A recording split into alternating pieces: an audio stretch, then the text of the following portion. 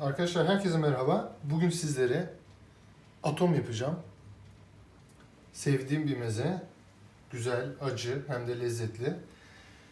İhtiyacım olan malzemelerde pul biber ve kırmızı acı toz biberi şöyle karıştırdım. Hepsini kullanmayabilirim ama görsel amaçlı görünüz diye yaptım. Zaten bunun içine eklerken bir miktar göstereceğim. Şöyle ufak bir cezve kullanacağım. Yoğurt ve sarımsağım var. Süzme yoğurt 300 gram. 2 diş de irice rendelenmiş sarımsağım var.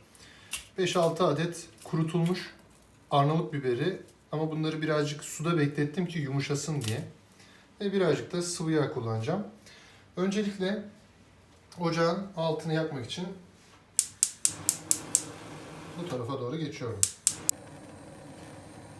Şöyle içerisine yani yarım cezve, belki daha fazla yağ dolduruyorum. Şimdi de içerisine yapmış olduğum acılı karışımdan şöyle bir miktar ekliyorum. Hatta bunun yarısını rahatlıkla kullanabilirim.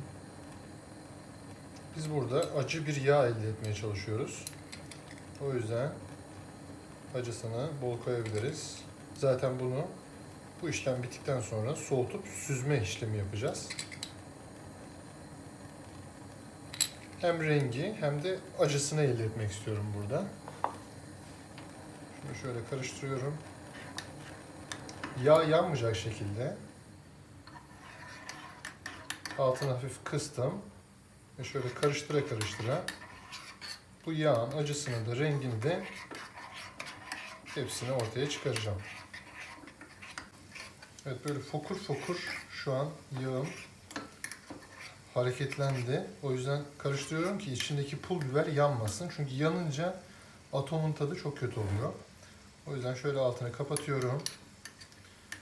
Ve bunu dinlendirmeye bırakıyorum. Bu 10-15 dakika soğuyacak, dinlenecek ve bütün biberler aşağı çökecek. Çöktükten sonra da biz bunu süzüp yoğurdumuza karıştıracağız. Acı yağımız soğudu tamamen. Şöyle çöktü. Ama biz bunu tabii ki de süzüyor olacağız bunun içine doğru. Şu şekilde. Bunu kesinlikle soğuduktan sonra yapmanız lazım. Aksi takdirde yoğurdu ekşitir ve olmaz. Şöyle daha geniş bir kap tercih edeceğim. Bunda karıştırması daha zor olacak çünkü.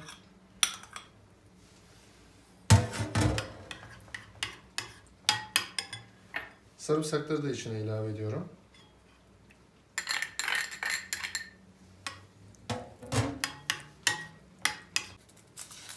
Şimdi içine şu kuru biberlerimizden ufak ufak dilimliyor olacağım.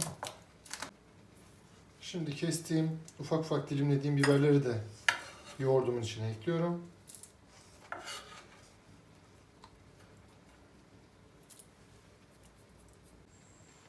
Ardından bir çimdik şöyle tuz atıyorum içine. Ve karıştırıyorum. Çok acı olmasın derseniz içine benim koyduğumdan daha az miktarda pul biberli, kırmızı toz biberli karışımdan koyup öyle yapabilirsiniz. Ve Arnavut biberlerinin içindeki çekirdekleri eklemezseniz çok fazla acı olmaz. Ben atomu acı seviyorum bayağı.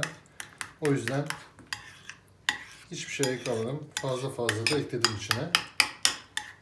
Şimdi bunu tabaklayalım. Evet arkadaşlar, şimdi bir tadıma geçiyorum.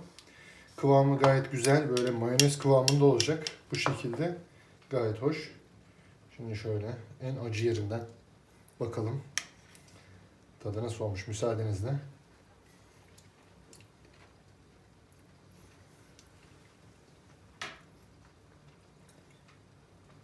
Yerken tatlı, yuttuktan sonra acı hissediyorsunuz. Tam böyle restoranlarda yiyebileceğiniz bir atom tarifi oldu. Videomu izlediğiniz için teşekkür ederim. Eğer videomu beğendiyseniz kanalıma abone olmayı unutmayın. Bir sonraki videolarda görüşmek üzere. Hoşça kalın.